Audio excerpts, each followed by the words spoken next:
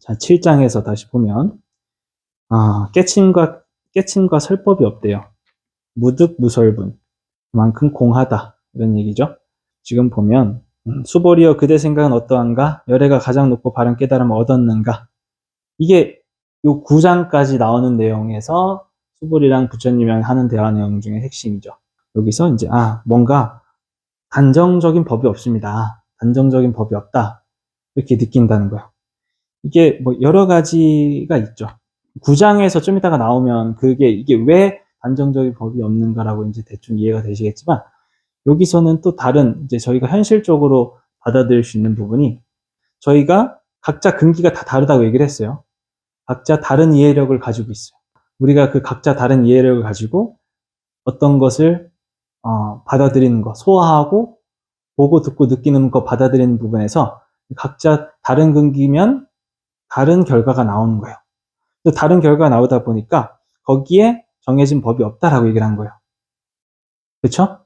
강아지한테, 뱀한테, 소한테, 사람한테, 사람 중에서도 중생의 근기에 따라서, 높고 낮음에 따라서. 근데 좀 이따 나오겠죠. 높고 낮음조차도 없다면 우리 인간이 편의하기 위해서 어떤 건 좀, 너가 좀 많이 아니까 네가 좀 더 높아, 내가 좀 모르니까 내가 좀 더 낮아, 이거를 굳이 정했다면 그런 근기적인 부분에서 놓고 봤을 때 조금 똑똑한 학생은 빨리 이해를 하겠고, 좀 덜 똑똑한 학생은 조금 이해가 늦더라도 뭔가 깨달음이 나중에 더 바를 수도 있다는 거죠. 그러면 첫 번째로는 다른 이해력을 가지고 있다. 이 얘기예요. 다른 이해력. 우리는 누구나 다 다른 이해력을 가지고 있다. 그렇기 때문에 내가 설한 법이 아니다. 이렇게 되는 거고, 또 이제 인연 따라서 또 나랑 맞을 수도 있고 안 맞을 수도 있어요. 인연에 따라서 사람들이랑 같이 만나고 이렇게 만나고 헤어지고 하는 것 자체가 실체가 없다라고 얘기를 하죠. 보살님들이 오늘 저녁에 아주 맛있는 밥을 먹기 위해서 저녁 반찬을 준비를 해놨고 어떤 사람을 초대했어요. 그때만큼은 정말 행복하고, 그때만큼은 우리 평생 가자 이렇게 약속을 해. 근데 다음날 일어나 보니까 꿈을 꾼 것처럼, 아무 일도 없었던 것처럼 다시 1년, 2년이 지나도록 그 사람과 평생 가자고 했지만 그 허상, 잠깐 만들어졌다가 다시 다음날이면은 원상복귀되는 그런 허상적인 거. 2년 따라 만들어졌다가 2년 따라 사라지는. 그는 오온가합이라고 했죠. 모든 게 오온가합이라고 했어요. 왜 가짜가 붙었을까? 허구적인 거예요. 허구적인 거. 잠깐 합쳐지는 거예요. 이제 그거를 가지고 얘기를 하는 거고, 또 마지막으로 이게 맞다 안 맞다 이렇게 아는 척을 할 수가 있어요. 이렇게 하면은, 여기서 만약에 내가 내가 이제 단정 지어서 이게 법이다라고 단정을 짓게 되면 거기에 아상이 꽂힌다는 거예요. 내가 거기서 맞다 안 맞다라고 분별심, 견해가 생기다 보니까, 악연이 생기다 보니까 그런 부분에 대해서 이게 맞고 안 맞고의 문제가 아니다라고 하는 것을 이제 부처님이 여기서 이제 얘기를 하는 거죠. 사람마다 다 다르기 때문에 내가 보는 부분에서 아는 척을 할 수 있고 이게 맞다라고 기준을 지을 수 있어요. 근데 그 기준을 지으면 안 되는 진리예요, 이것은. 그렇게 말씀하신 거기 때문에 결국엔 법이 없다. 그것이 우리가 이제 딱 1 플러스 1은 2가 아니고 과학처럼 뭔가 증명이 돼서 딱 그렇게 되는 부분이 아니다. 그렇게 볼 수가 있겠습니다. 그래서 또 중요한 것은 또 한 가지는 이제 무의법이라고 있어요. 무의법은 모든 성현들이라고 하시는 분들은 보살님이라고 생각하시면 간단하게 이해가 될 거고, 다 무의법 속에서 차이가 있는 까닭입니다. 무슨 얘기냐면, 우리가 마음에 걸리고 안 걸리고의 차이로서 깨달음의 차이가 있다라고 증명할 수 있다 정도로 얘기를 하는 거예요, 여기서. 우리가 궁극적으로는 무의법을 통달하기 위해서 공부를 하는데, 그 무의법이 무엇이냐면은 저희가 마음에 걸림이 있냐 없느냐의 차이예요. 예를 들어서 옛날에 이제 어떤 한 스님이 계셨는데, 그 스님이 다 좋다라고 이제 말씀을 하시는 편이었다고 치면, 무슨 남 탓하는 일도 없어요. 남 탓하는 일도 없고, 화도 잘 안 내. 꾸짖는 일도 별로 없고. 그러면 이제 보통 평안하고 기쁘다라고 얘기하는 거죠. 스님들이 약간 좀 달라 보이는 부분은 저희 일반인들에서 봤을 때 좀 이 무의법 때문에 그런 거거든요. 그러니까 왜 저분은 조금 더 편안해 보이지? 인상이 좀 더 좋아 보이지? 여유가 있어 보이지 하는 부분은 바로 이 차이예요. 이 무의법에 대한 차이가 있는 까닭입니다. 요거요. 그래서 보살님들끼리도 각자 차이가 있겠지. 그럼 계속 얘기하자면, 그저 좋은 일처럼 이렇게 즐겁게 지내는 스님이 한 분 계셨다고 치면, 공양간에서 젊은 스님들이나 아니면 이제 보살님들이 밥을 해주시잖아요. 공양을 해주시잖아요. 이제 뭐 예를 들어서, 좀 되게 해가지고 되게 막 그 꼬들꼬들하게 나왔어도, 너무 꼬들꼬들한 맛 자체가 꼬들꼬들해서 좋다라고 하고, 만약에 죽밥이 됐으면은, 이게 부들부들하고 먹기 좋으니까 너무 좋네. 라고 이렇게 얘기를 하시고, 또 반찬이 짜도 짬대로 이제 그게 또 맛이 마음에 걸리지 않고 맛있다고 얘기를 하고, 싱거우면 뭔가 이제 웰빙 음식처럼 건강한 느낌이 나서 기분이 좋다고 얘기를 또 하시고, 몸에 건강한 것이 싱거우면 좋지요라고 하면서 따뜻하면 따뜻한 대로, 시원하면 시원한 대로 좋다고 하고, 이게 바로 마음에 걸리는 것이 하나도 없다라고 얘기를 하는 거거든요. 그래서 이것이 결국에는 어떤 것을 만들어내면 평온한 마음을 만들어내는 거죠. 그게 바로 무위법이라고 하는 얘기입니다. 어디에 걸림이 없고 어디에 걸리지 않으니 집착이 없는 것이죠. 이러니 결국 우리는 내침과 설법이 없다라 얘기를 하는 거예요. 왜? 뭐 하나에 걸리지 않기 때문에, 뭐가 하나에 나한테 기준되어 오지 않기 때문에, 내가 딱 그게 답이다 생각하고선 뭔가 상대방한테 기대를 한다? 야, 거기는 무조건 그게 맞아. 너는 어디 대학교를 가야 돼. 아니, 너는 어떻게 해야 돼. 너는 이렇게 내 말을 들어야 돼라고 하는 순간, 답을 정해놓고 기준을 주는 순간 마음에 집착이 찾아오고 가슴이 아프겠죠. 그 다음에 이제 8장으로 넘어가면 부처와 깨달음의 어머니 금강경이라고 써있어요. 여기서 얘기하고 싶은 거는 금강경이라고 하는 것 자체가 어떤 경전인지에 대해서 스스로가 이제 약간 설명해주고 싶은 거죠. 딱 한마디로. 이게 가장 높고 바른 깨달음의 법이 다 이제 이 경에서 나왔다고 얘기를 하고 있어요. 그래서 이제 삼천대천 세계의 칠보를 가득 채워 보시한다면 이 사람의 복덕은 진정 많겠는가? 이 쉽게 얘기해서 삼천대천 세계 자체는 뭐 그렇게 불교의 세계관이에요. 불교의 세계관. 수미산, 그 다음에 이제 설의산 안에서 일천, 이천, 소천, 중천, 대천 이렇게 합쳐서 삼천. 그 큰 세계관이에요. 인도에.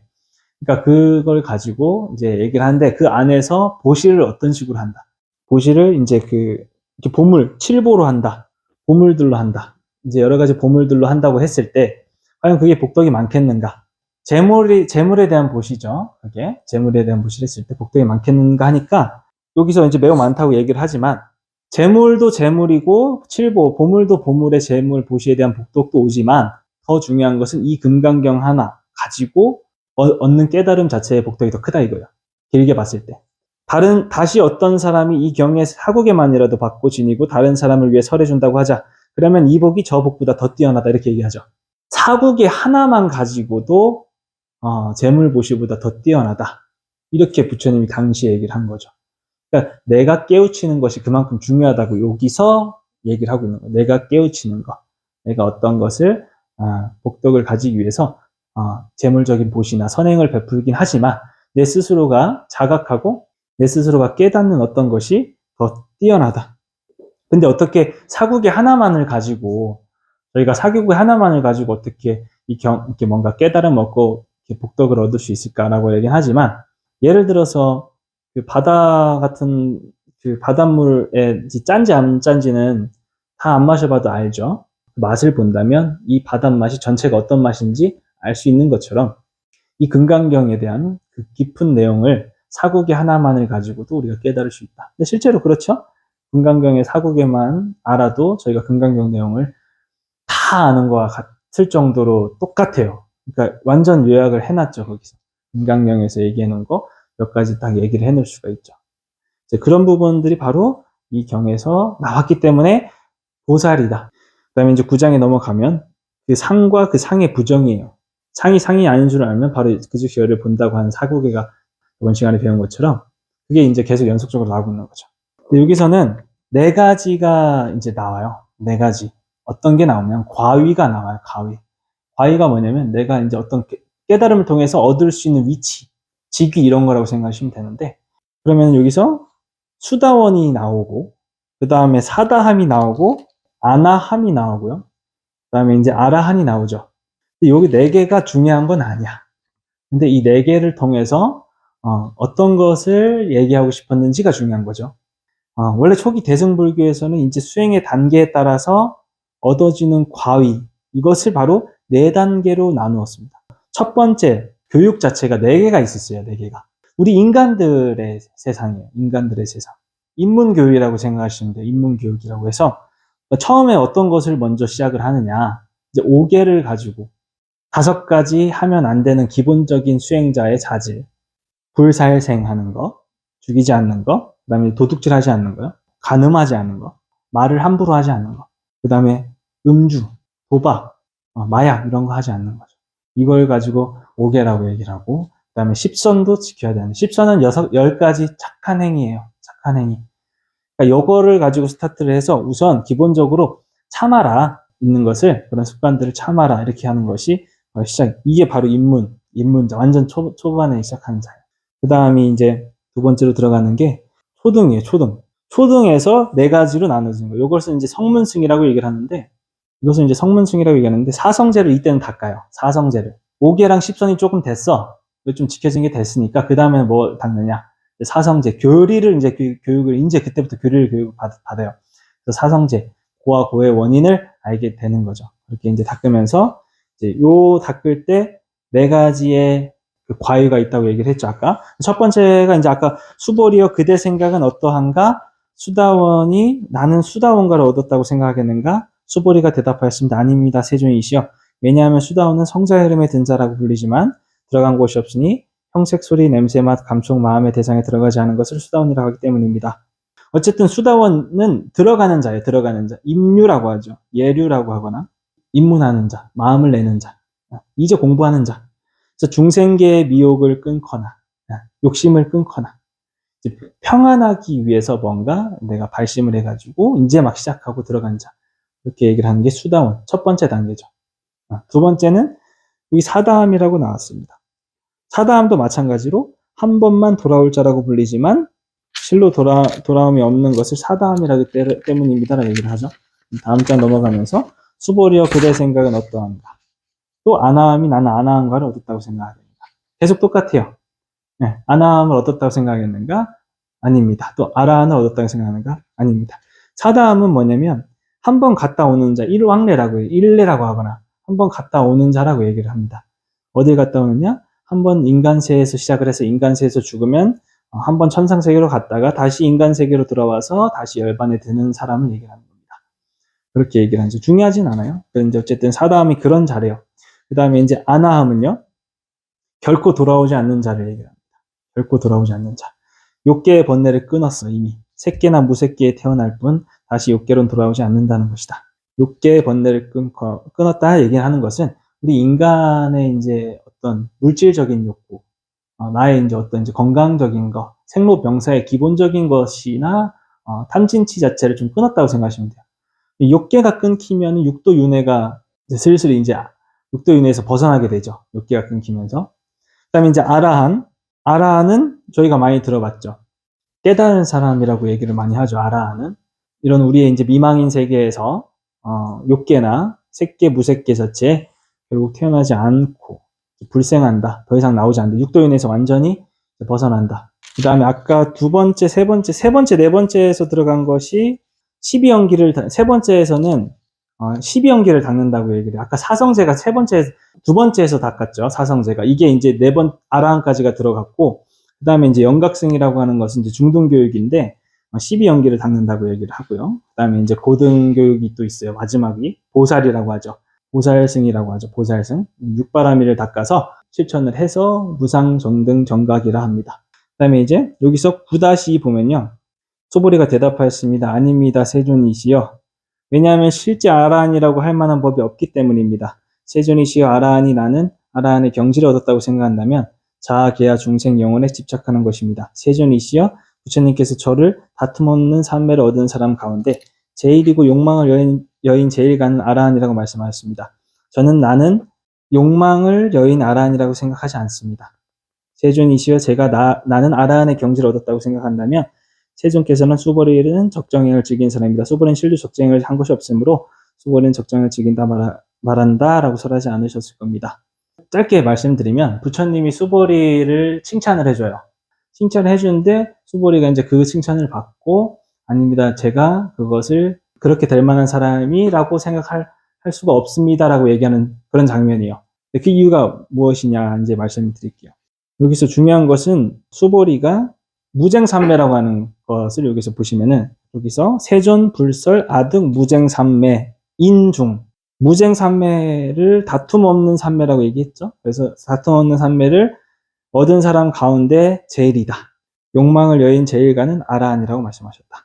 근데 저희들은 이 다툼 없는 산매에서 벗어나기가 쉽지가 않기 때문에 여기서 제일 가는 사람이라 칭찬을 해준 거죠. 이렇게 되면 아라한이다. 그 중에서는 최고의 아라한이다. 깨달은 사람이다. 왜 그러냐면 우리가 이제 이 쟁이라고 하는 것을 놓고 보면 두 가지가 있어요. 인간한테. 견쟁과 애쟁으로 나뉘어요.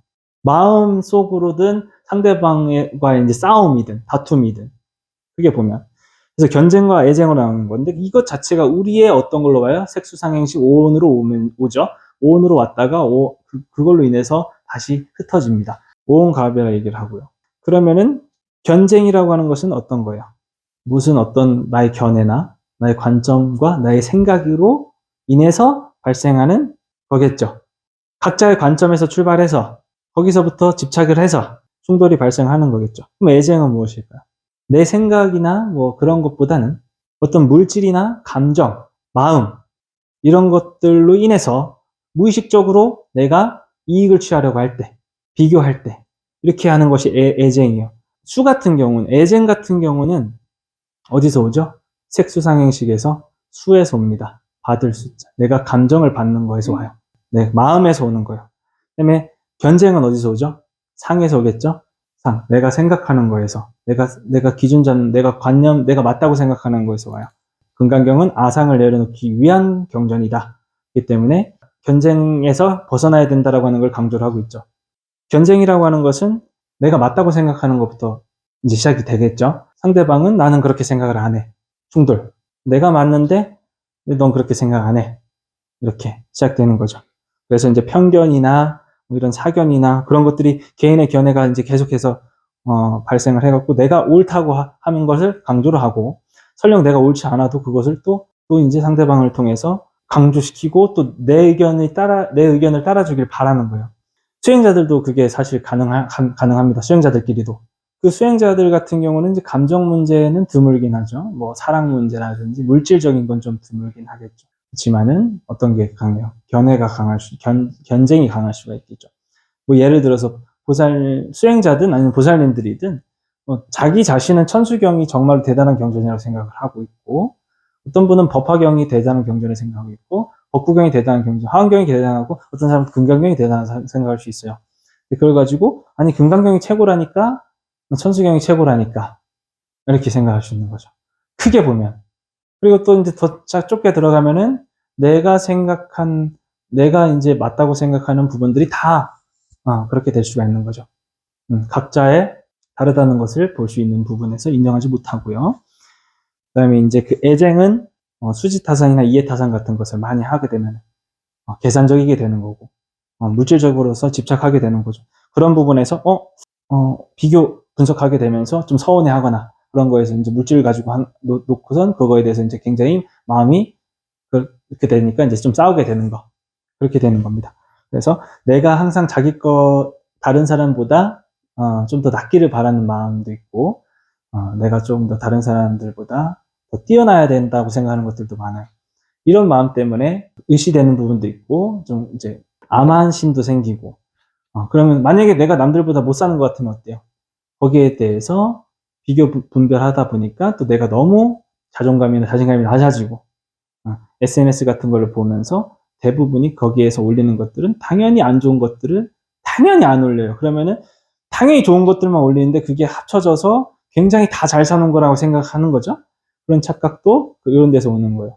그런데 나를 비교하고 남을 비교하고 하는 것. 내가 가진 것이 남들보다 좋아야 되는 거. 내 아들이 남의 아들보다 똑똑해야 되는 거. 내 손자가 남의 손자보다 똑똑해야 되는 거. 이런 것들이 전부 다 애증입니다.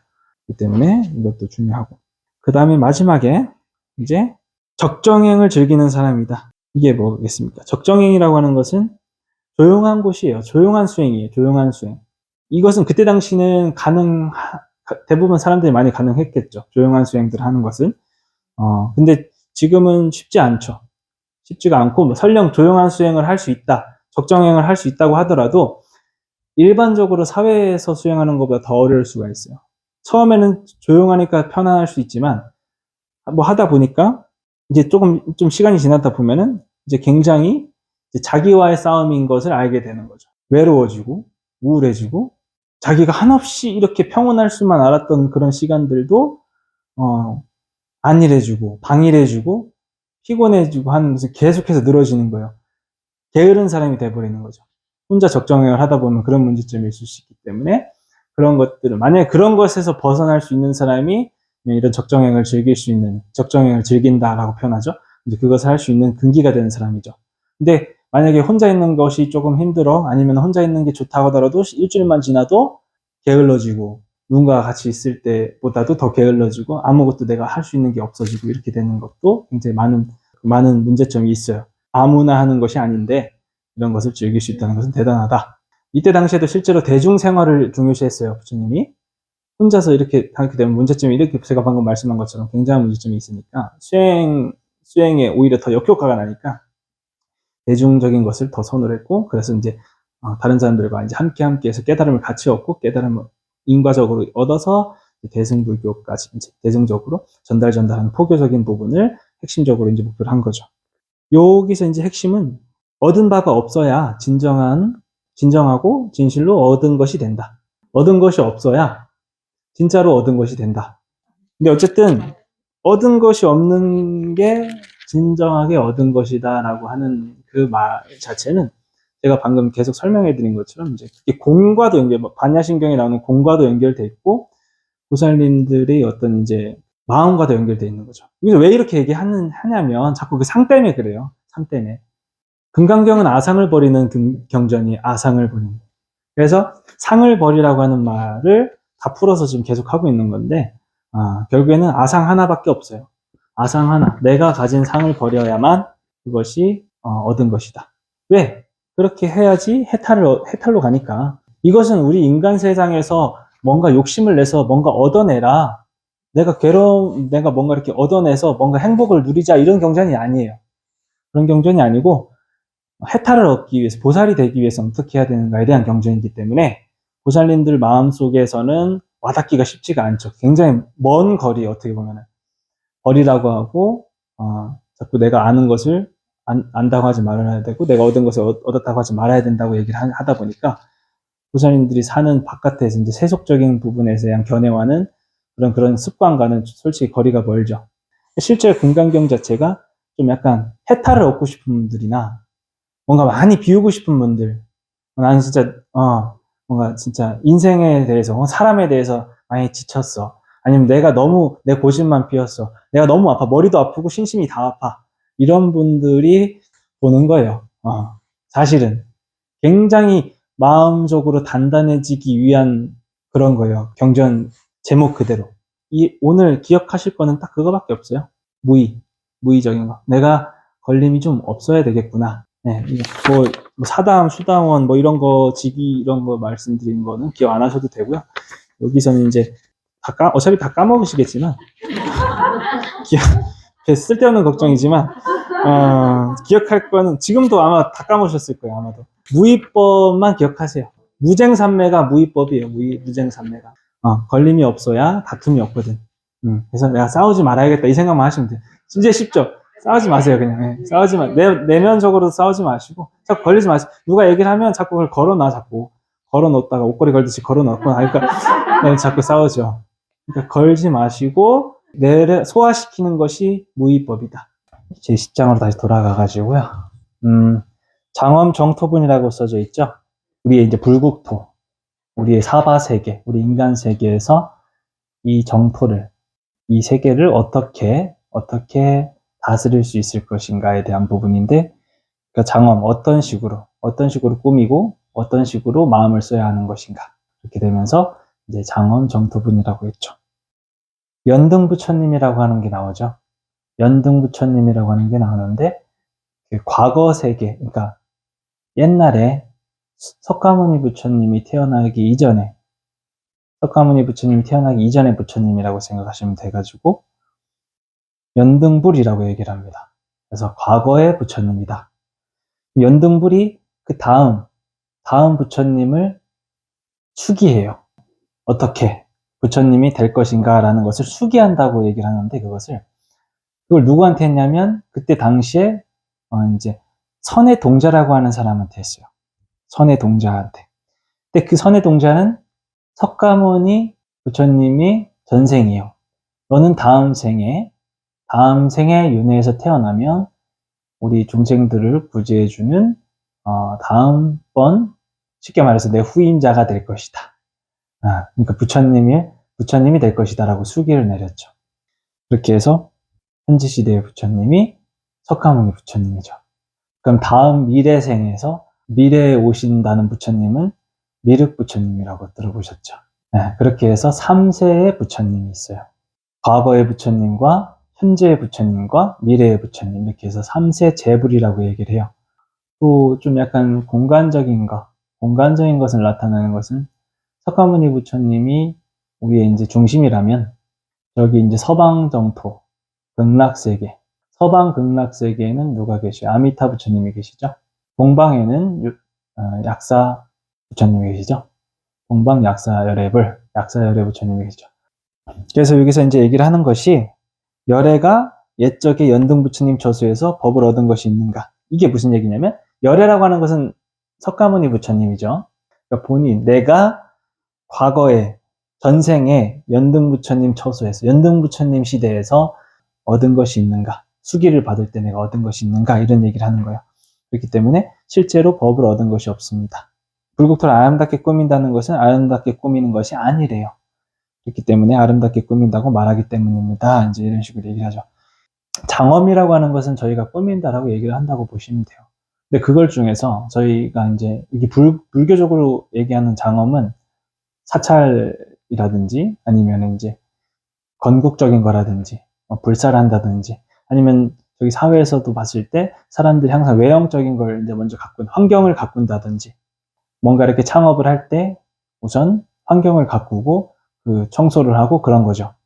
그리고 그런 것이 이제 형상장엄이라고 해서 외형을 가꾼다 이렇게 말을 하는 거예요. 그 다음에 신인들이나 수행자들이나 성자들이나 부처님이 많이 나와서 보살님들이 많이 나와서 우리들을 구제해 주는 거예요. 우리들을 이제 교화해 주시는 거예요. 포교해 주시는 거고. 그렇게 해서 부처님 법으로서 부처님의 진리로서 우리 인간 사바세계에 교화를 하는 것. 그게 이제 두 번째 장엄의 의미예요. 우리의 마음도 마찬가지죠. 우리 인간의 몸과 마음이 이렇게 있죠. 우리의 마음을 잘 가꾸고 꾸밀 것인가? 아니면 우리의 몸과 외형을 잘 가꾸고 꾸밀 것인가? 둘 다 중요하죠. 둘 다 어느 하나 버릴 게 없습니다. 건강을 잘 가꾸고 또 혹은 외형적인 것을 다른 사람들과 소통하고 좀 아름답게 내를 꾸밈으로써 더 행복한 삶을 살 수 있고 또 마음도 법으로서 혹은 공부로서 수행으로서 관리를 하고 평정하게 하면 그만큼 또 잘 가꾼 거기 때문에 또 우리 마음속 안에 세계에서 불국토가 되고 장엄정토가 된다 이런 얘기입니다. 그렇기 때문에 있는 그대로 실상적인 것을 바로 볼 수 있다는 것이 그냥 있는 그대로 아름답기 때문에 아름답게 꾸미려고 집착하지 않고 아름답게 꾸미려고 하는 것이 아닌 것이 바로 아름답게 꾸민다고 말하기 때문입니다. 이렇게 얘기를 하는 거예요. 그 다음에 사국의 두 번째가 나오죠. 불응주색, 생심, 불응주성향, 미촉법, 생심, 응무소주, 이생기심.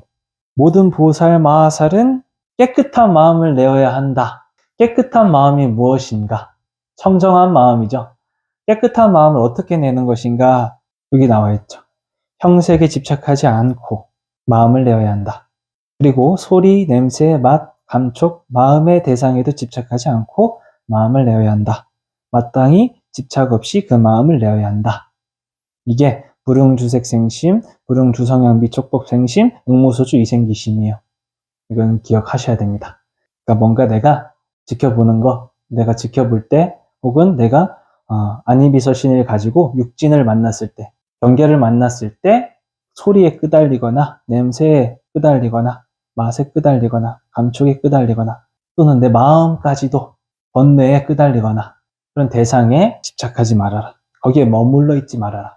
거기에 끄달리지 않으면 본래의 자리로 가서 열애를 본다. 원래 깨끗한 마음으로 간다. 그래서 이제 깨끗한 마음이라고 표시를 하는 거고, 깨끗한 마음을 어떻게 내야 합니까?에 대한 대답이 바로 그거라는 거죠.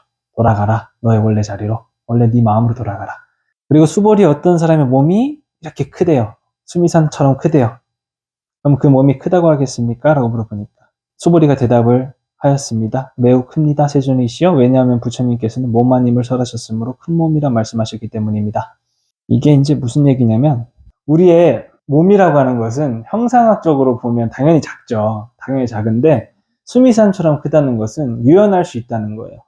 우리의 몸이 클 수도 있고 작을 수도 있다는 거죠. 근데 마음의 크기가 크잖아요. 내 몸이 크다고 생각하면 어때요? 크고. 내 마음이 크겠으면 어때요? 너는 참 마음이 넓은 사람이구나. 진짜 마음이 뭐 보여요? 넓어, 안 넓어? 넌 마음이 수미산처럼 크구나. 그럼 이해가 되잖아요. 또 몸이 수미산처럼 크구나. 이런 거랑 똑같은 거죠. 그러니까 이제 그 몸이라고 하는 것을 실상으로 저희가 판단을 한다면 한없이 뭐 작을 수도 있고 한없이 클 수도 있는데 저희의 상으로 본 거죠. 이제 저희의 생각으로 본 거죠. 저희의 마음으로 본 거고. 그렇기 때문에 수미산처럼 크다면 클 수 있고 큰 몸이 아닌 것이다. 작은 몸이 또 작은 몸이 아닌 것이고 이렇게 되니까 우리의 마음을 가지고 우리 몸과 마음을 이제 단일화시키면서 둘이 아니다 이렇게 시키면서 수미산처럼 내 마음이 커질 수가 있구나. 내가 보는 만큼 내가 그렇게 큰 사람이 될 수 그렇게 보는 거죠. 자, 그 다음에 이제 수보리와 항아의 모래수만큼 항아가 있다면 그대 생각 어떠한가?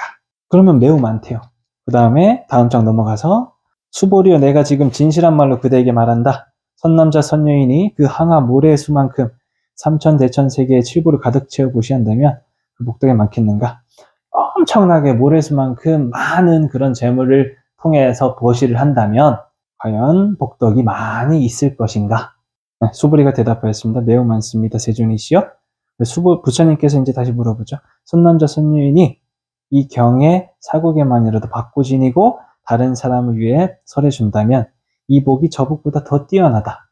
이게 무슨 얘기냐면 우리한테는 제시와 법시가 있다 그랬잖아요. 제보시, 법보시가 있다 그랬어요.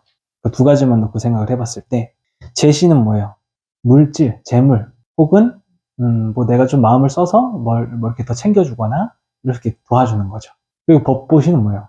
나의 어떤 심리적인 거, 나의 어떤 지식적인 거, 그 사람의 앞날을 위한 거, 그 사람의 철학, 교훈을 위한 거 이런 것들을 이제 전달해 주는 거예요. 자, 이렇게 보면은 왜 법보시가 더 대단한가? 아무리 생각해도 이렇게 많은 모래알처럼 많은 제시가 더 대단할 것 같은데 왜 법보시가 더 대단할 거라고 얘기를 하셨는가? 이 부분이 포인트라는 거죠. 근데 이제 이것을 가지고 비교할 수가 있어요. 유루와 무루에 대한 그게 있어요. 유루법과 무루법에 대한 불교에서 나오는데 유루는 뭐예요? 루가 뭐야? 흐르는 거고 새는 거예요. 그러면은 뭐가 새는 게 있고 뭐가 흐르는 게 있는 거죠. 무루는 없는 거예요. 그것을 불교에서 뭐라고 얘기하냐면 번뇌가 있고 없고의 차이를 나타내요. 그러면은 유루는 번뇌가 있는 거고 남아 있는 거고 새는 거고 번뇌가 새는 거고 흐르는 거고 무루는 번뇌가 없는 거예요. 그럼 여기를 유루를 제시에 갖다 붙이고 무루를 법시에 갖다 붙일 수 있어요. 이해되죠? 자, 그러면 이게 무슨 얘기냐? 제시는 유루의 복덕을 가졌어요. 그리고 법시는 무루의 복덕을 가졌어요.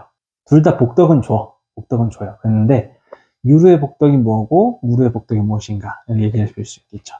제시를 통해서 예를 들어 가지고 누군가한테 도움을 줄 수가 있죠. 친구한테 술을 사줄 수 있고 맛있는 걸 사줄 수 있고 뭐 또 좋은 데를 데려갈 수도 있고 이렇게 할 수가 있어요.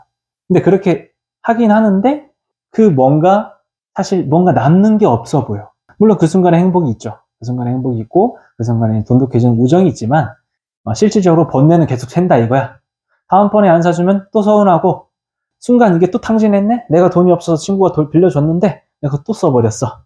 또 쉬운 돈이라 생각하고 또 번뇌가 생겨요. 유루죠.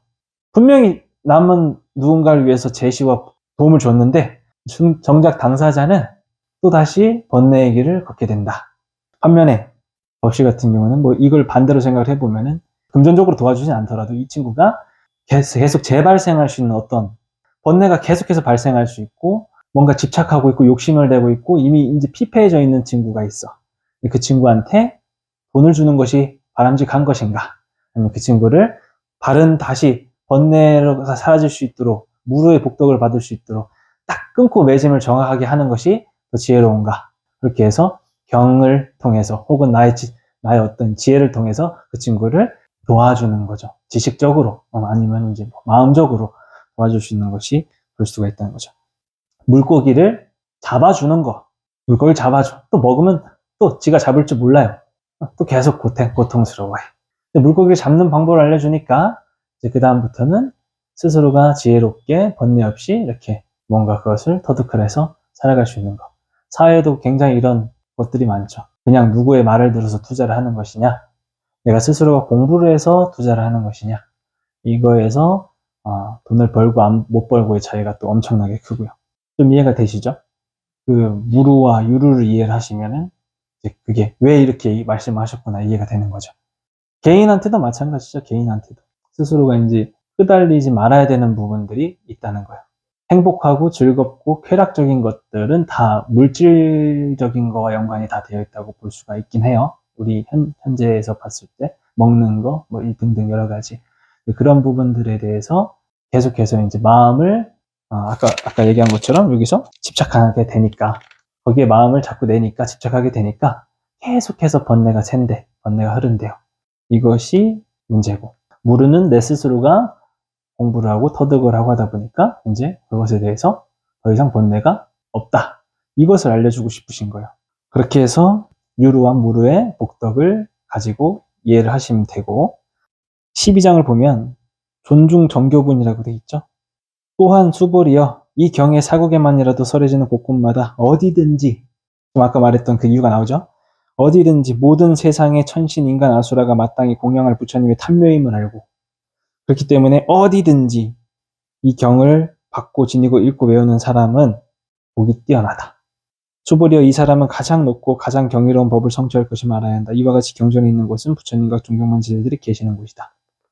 금강경이 있는 곳에 부처님의 제자와 부처님이 있는 곳이래요. 이 정도까지 금강경을 또 설명을 하죠. 그래서 첫 번째로 경전을 설하는 사람이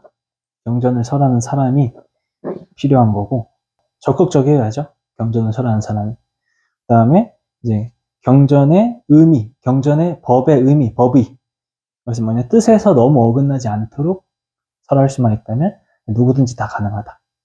그 다음에 순서는 뒤에서부터 하든 앞에서부터 하든 중요하지 않고 장소도 마찬가지 어디서든 잘 공경경을 이렇게 얘기를 해주는 수 있는 사람들이 또 그 복덕이 있다 이렇게 얘기를 하는 겁니다. 그렇기 때문에 오늘 중요한 부분은 바로 그거죠. 부처님이 사국에만이라도 지니고 외워라 이 부분인데 그게 이제 불능주색 생심, 불능주성향 미촉법 생심, 응무소주 이생기심 집착하지 말아라 이 얘기입니다.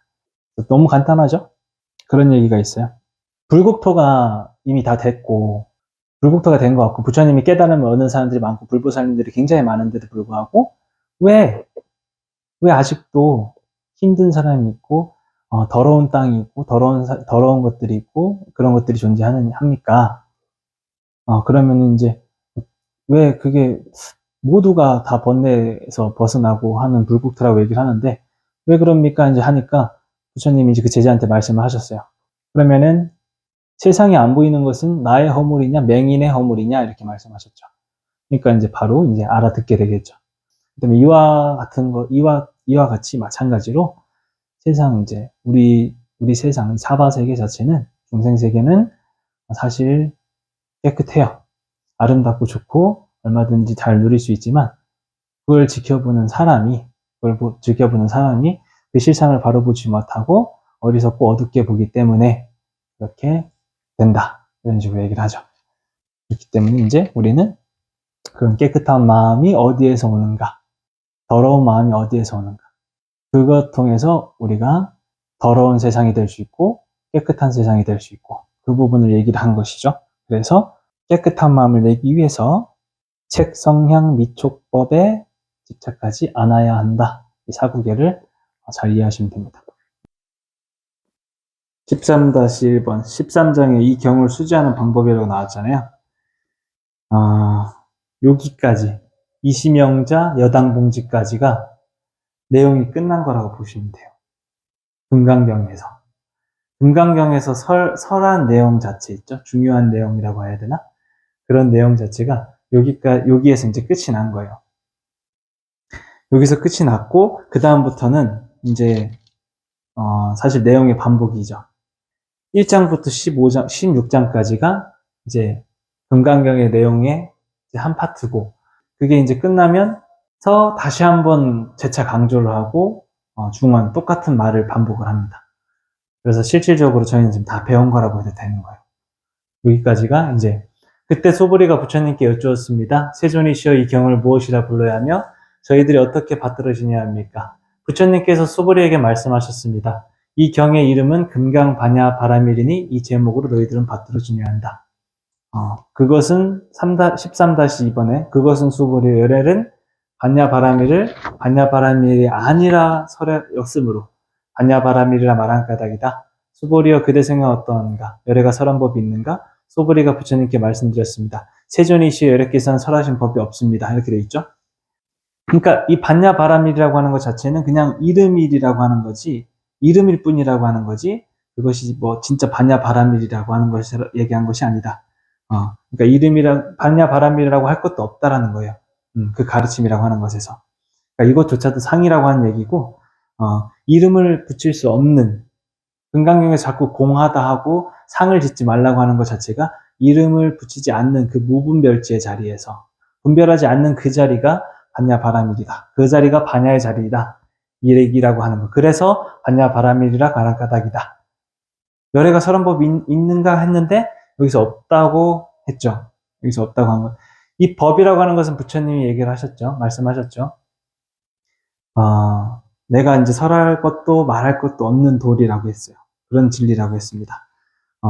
내가 설했다고 하면은 바로 그 설했다고 하는 상에 걸리고, 저번 시간에 말씀드린 것처럼 유루의 법이 된다. 유루법이 되어서 지금 말하려고 하는 진리와는 또 어긋난다. 그러니까 법을 설했다고 하지 않는다. 다만 저희가 이제 세속적으로 사람들한테나 중생들한테나 인간적으로 그 근기가 다르다고 했잖아요. 그 사람들한테 맞춰서 그 말을 하기 위해서, 설법을 하기 위해서 설했다고 한 거예요. 그런 까닭에 법을 설했다고 말하는 거죠. 그러니까 저희는 다 근기가 다 다르잖아요. 모두가 근기가 다 다르기 때문에 그 고정되어 있는 법이 없어요. 누구한테는 어떤 거, 누구한테는 어떤 거.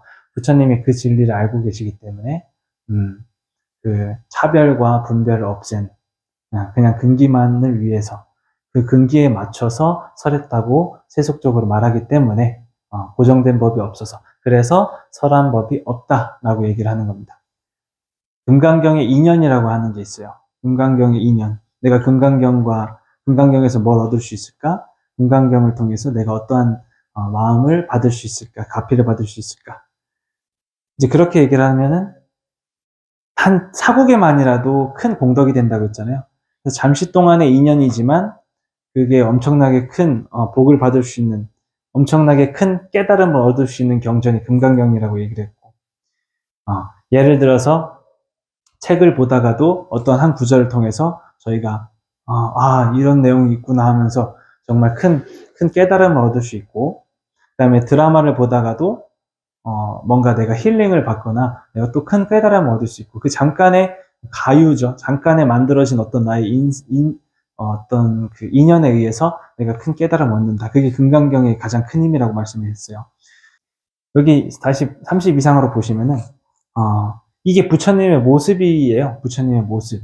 부처님의 모습에서 32가지의 그 디테일한, 자세한 그 어떤 생김새를 표현을 하신 거예요. 그래서 이제 30 이상인데, 열애께서는 32가지 신체적 특징은 신체적 특징이 아니라고 설하였으므로 32가지 신체적 특징이라고 말씀하셨기 때문입니다.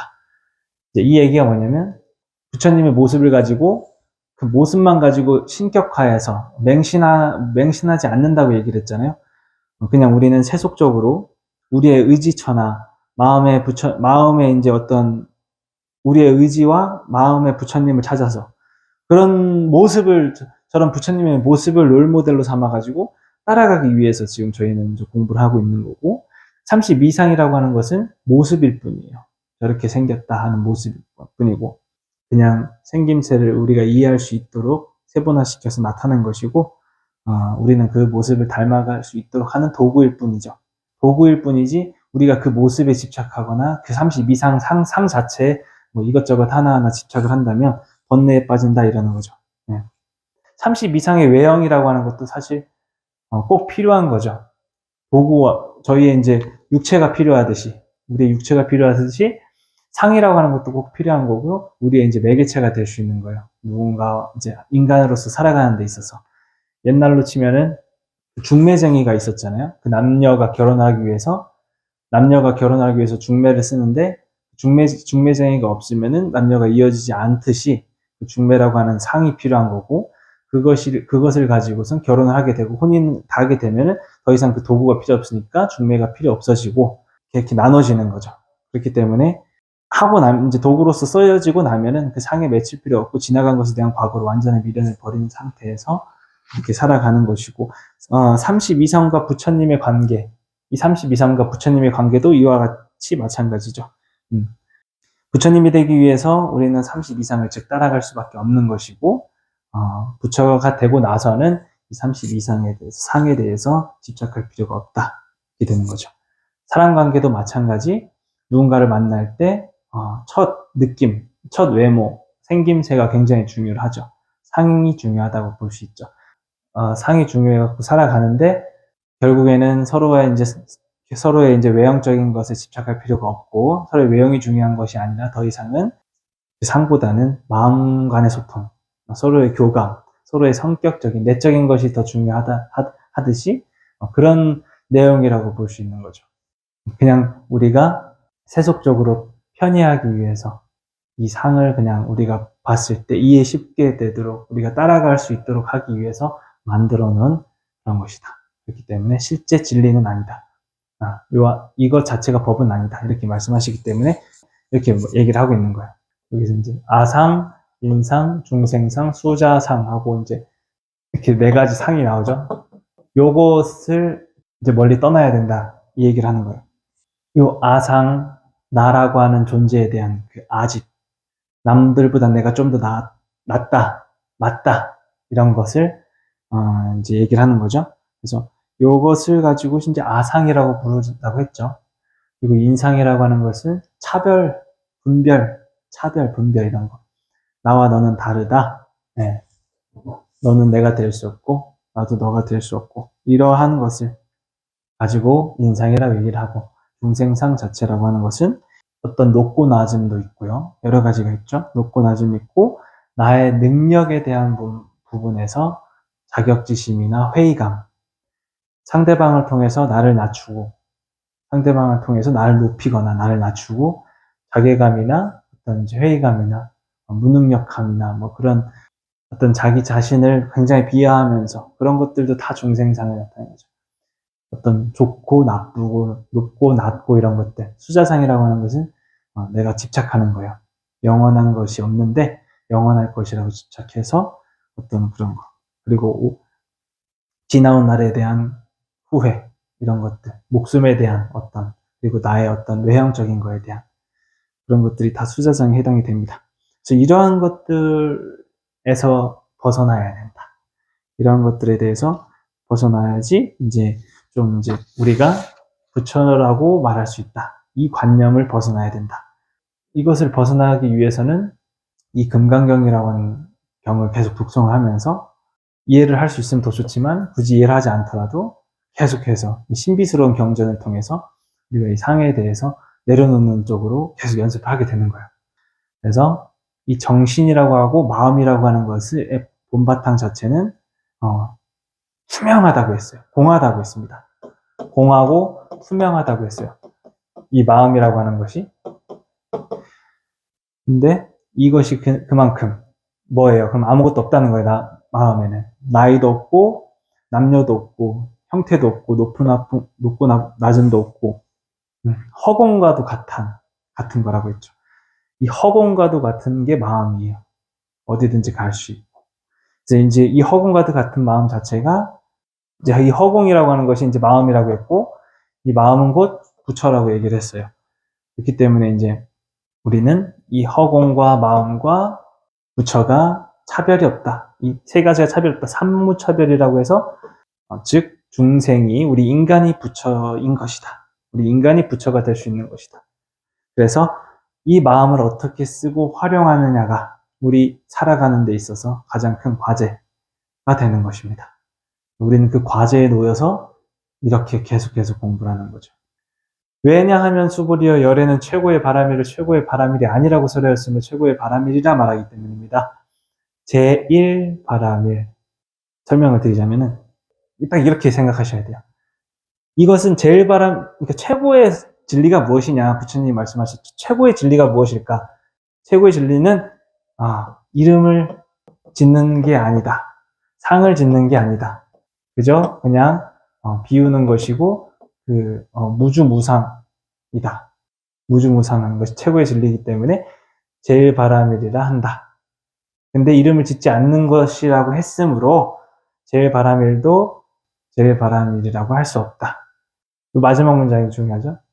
열의 최고의 바람일을 최고의 바람일이 아니라고 설했기 때문에 최고의 바람일이라 말하기 때문이다. 이 제일 바람일이 상을 짓는 것이 아니라고 했으므로 그 상을 짓지 않는 것이 제일 바람일이다. 이 얘기인 거예요. 형색에 집착 없이 마음을 내어야 하며 소리, 냄새, 맛, 감촉, 마음의 대상에도 집착 없이 마음을 내어야 한다. 이것이 이제 저번 시간에 중요하다고 했죠. 안이비설신이 색성향 미촉법. 우리가 안이비설신을 가지고 경계에 맞닥뜨려서 좋은 냄새, 좋은 맛, 좋은 느낌, 좋은 마음, 좋은 행복 이런 것들에 대해서도 마땅히 집착 없이 마음을 내어야 한다. 그렇게 한다면 이제 우리는 보살이다. 부처가 된다. 이 얘기가 되는 거야. 근데 여기에 집착 없이 그런 마음을 내기가 쉽지가 않다는 거죠. 그렇지만 어떻게? 그거는 우리가 쉽게 되지 않기 때문에 세월로서 혹은 우리의 이제 기도로서 마음의 근기로서 근력으로서 그래서 키워간다라고 볼 수가 있는 거죠. 근데 중요한 것은 이제 금강경이 반복적으로 되어 있다고 했죠. 그만큼 강조를 많이 한다는 거예요. 공부를 한다기보다는 이건 이제 금강경을 이해를 해서 보살님들한테 어떤 경전인지 말씀을 드리고 내가 어떻게 이제 수행을 해야 되는지 제가 알려드린 거죠. 그것은 도구로서 중요하다고 했죠. 근데 이건 도구로서 쓰였으면 이제 내가 수행으로서 다시 이제 뗏목을 버리고 등산을 해야 된다고 얘기했잖아요. 그때 금강경을 이제 이해를 했고 이제 이론적으로 공부를 굳이 했으니까 이것을 가지고 이제 버리고 이걸 놓고 이것이 뭐 어떻고 이것이 뭐 이해가 안 되네 이것이 어떻고 하는 것 자체도 사실 큰 의미가 없다라고 말씀하신 거죠. 그냥 진리 자체가 공이기 때문에 내가 이해할 수 있는 만큼 내가 받아들일 수 있는 만큼 내가 그렇게 하는 거. 그럼 중요한 것은 금강경을 통해서 우리가 얻을 수 있는 가피라는 거예요. 금강경을 통해서 우리가 얻을 수 있는 가피가 무궁무진하다는 것이 가장 큰 거예요, 사실. 뭐 상이 어떻고 내가 물론 중요한 것도 많죠. 내가 집착을 내려놔야겠다. 내가 상에 끄달리지 말아야겠다. 이런 것도 중요한데 살면서 그게 얼마나 잘 되겠어. 조금만 되겠지만. 근데 그보다 더 중요한 것은 내가 이 금강경을 가지고서 얻을 수 있는 가피, 공덕이 엄청나게 상하서의 수만큼 많다고 했잖아요. 그것이 중요한 거죠. 이것을 가지고 머리로서 우리가 이해해서 읽는 경전이 아니라는 거죠. 우리가 마음으로서 이 경전의 가피를 받기 위해서, 이 경전의 공덕을 받기 위해서 반복적으로 기도할 때 경을 읽는 금강경 진짜 많이 금강경을 독성을 진짜 많이 하는 이유가 바로 그런 거죠. 그 다음에 17장 궁극의 가르침, 무아. 궁극의 가르침이 뭐예요? 최고의 가르침이잖아요. 네, 무아. 우리가 100번, 200번, 3000번 들어도 무아라고 하는 것 자체가 뭔가 이렇게 쉽지 않죠. 무아, 내가 없다. 나라고 하는 것은 존재하지 않는다. 무아라고 하는 것은 쉽지 않다. 근데 그게 왜 무아겠어요? 여기서 지금 얘기하고 있는 것 자체는 상을 없애라. 이 17장에서 나오고 있는 거는 중생의 열반에 들게 하였어도 열반에 들게 한 것이 아니다. 자아가 있다고 생각하면 안 되고 계아가 있다고 생각하면 안 되고 이런 거 뭐가 있으면 있다고 얘기하면 안 되고 이해되죠? 그러니까 상이 없다. 그 얘기예요. 인상, 계속 근간경 독송하면서 뭐 나와요? 인상, 중생상, 수자상, 아상, 인상, 중생상, 수자상 이렇게 나오잖아. 그거에 대해서 내려놔라. 얼마나 간단하게 알려줬어요. 아상을 내려놔라. 인상을 내려놔라. 중상상을 내려놔라. 수자상을 내려놔라. 이게 그 얘기잖아요. 그렇게 하는 것이 최고의 깨달음이다. 금강경이 그렇게 얘기했죠? 그러면 그 사상을 내려놓기 위해서 우리가 무아라고 하는 것을 이해를 해야 된다. 무아는 무엇일까? 나라고 하는 게 있는데 왜 내가 나라고 하는 것이 없을까? 상은 어디서부터 오는 것일까? 다 배웠죠? 다 배웠잖아요. 그거 간단하게 또 얘기를 하면 무아는 어디서 오겠습니까? 무아라고 하는 것은 왜 이런 얘기가 나왔을까? 우리 인간이든 지구의 모든 생명체든 오온으로 이루어졌고 그 오온이라고 하는 것은 우리의 안이비설신이를 가지고 작용을 한다고 얘기를 했어요. 그러니까 색성향 미촉법이라는 것도 있고 안이비설신이가 있으니까 색성향 미촉법이 있는 거고요.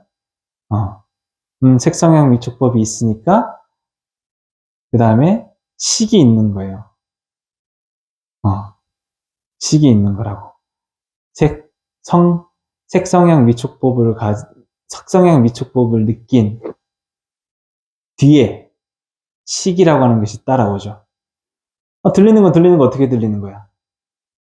들리는 건 들리는 거고, 보는 것도 보는 건데, 그거 자체의 작용이 있어요. 그걸 이제 6개가 있잖아요, 이렇게. 우리의 안이비설신이가 있어서 색성향 미촉법을 보죠. 그죠?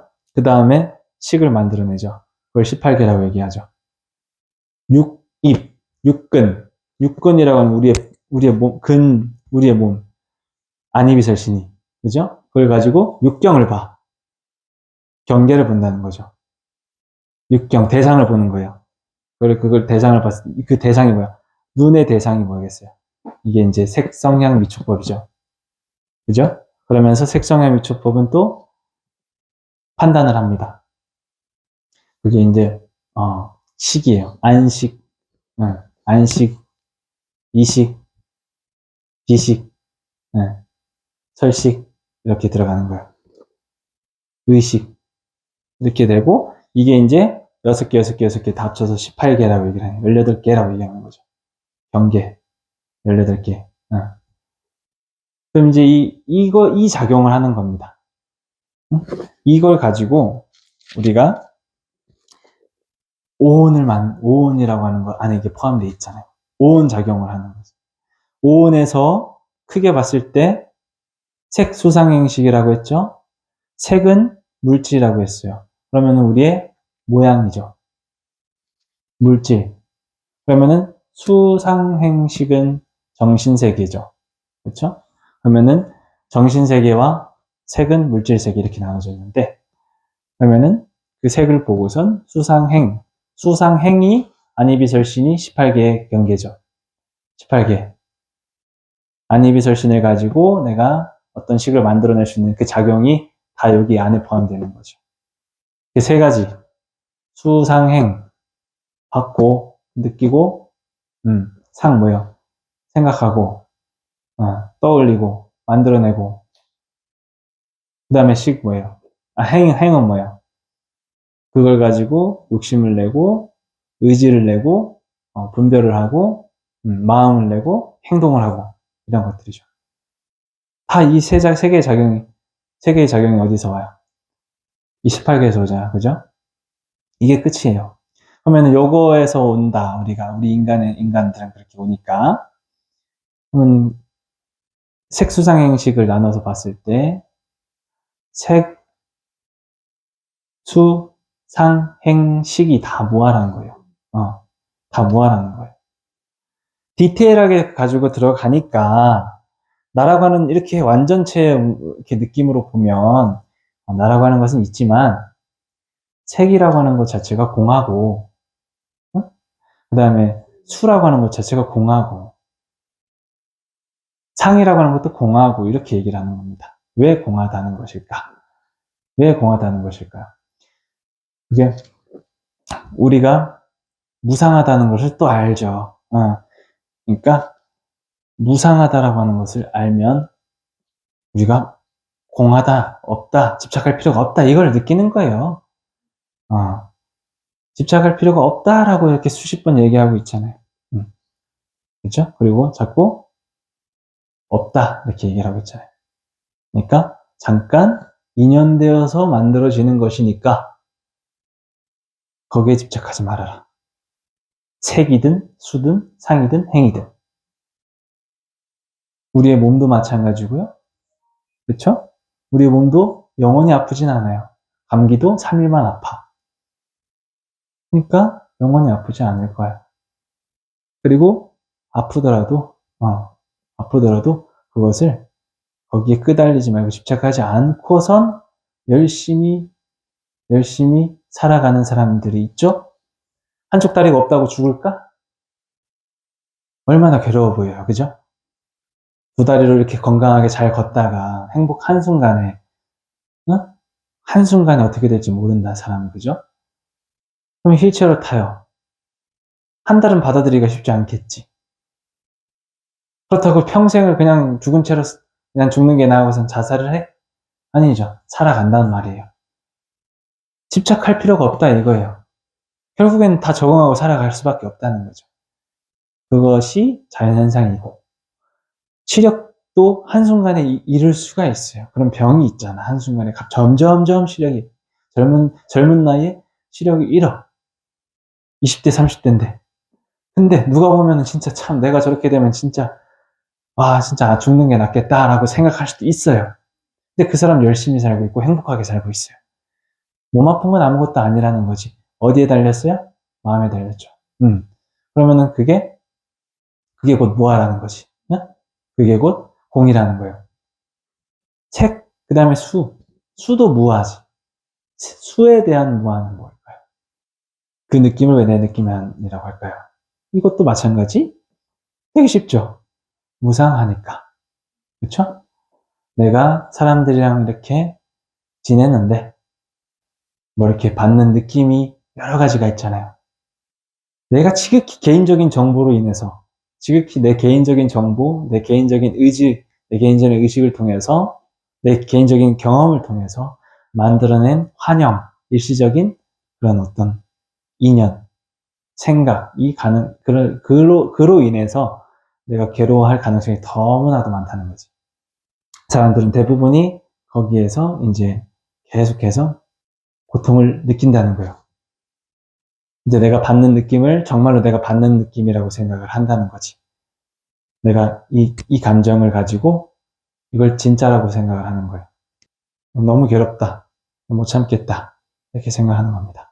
근데 그 감정, 이제 받는 그 느낌, 수의 느낌은 사실 내가 만들어낸 일시적인 인연법에 불과하다. 그 사람들 혹은 내 혼자서 누군가 이렇게 뭐든지 간에 일시적인 어떤 그런 현상에 불과하다. 이렇기 때문에 거기에도 내가 기준을 두고서 계속 고통받을 필요가 없다.